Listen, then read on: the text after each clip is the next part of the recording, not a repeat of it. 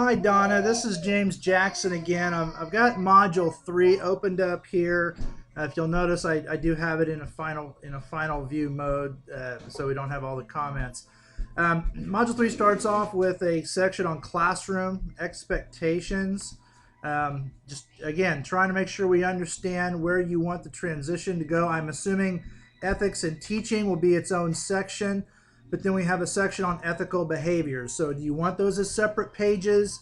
Kind of as people click from page to page type of thing, like go to the next page. Do you want that to be its own page? Do you want ethical behaviors to be a subcomponent of ethics and teaching? Just trying to understand how that flow would go. Looks like the next section I see is behaviors to avoid. It looks to me like that would be its own page. So just looking for a clarification. Then underneath lesson plans, we'll go right from lesson plans to effective online strategies and expectations, and then expectations and communication and email. So again, just trying to understand how you want that flow to go.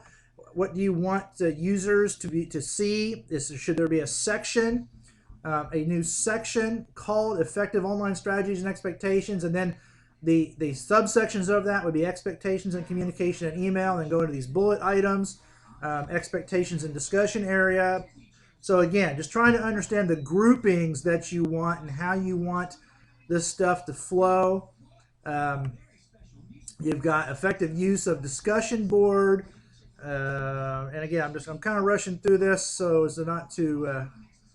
Let's see, low level questions, high level questions. Above recall level questions effectively. So there's just a lot of stuff here on the questions. Do you want kind of a subdivision? Then it goes into teaching adults. So I'm assuming that's its own section.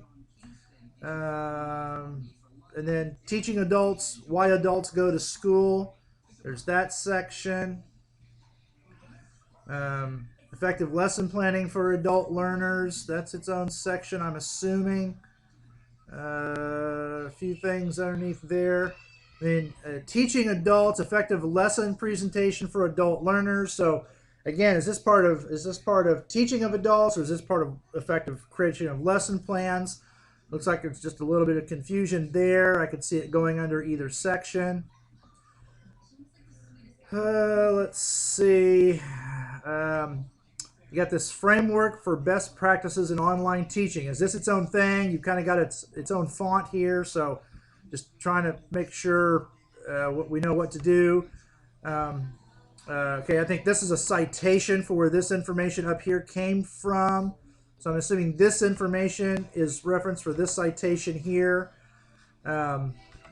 Encourage lifelong learning at Harrison. Not only are we committed, so we go from online teaching practices to some kind of a philosophical statement down here. So I hope this help explains what we're trying to get a better understanding of.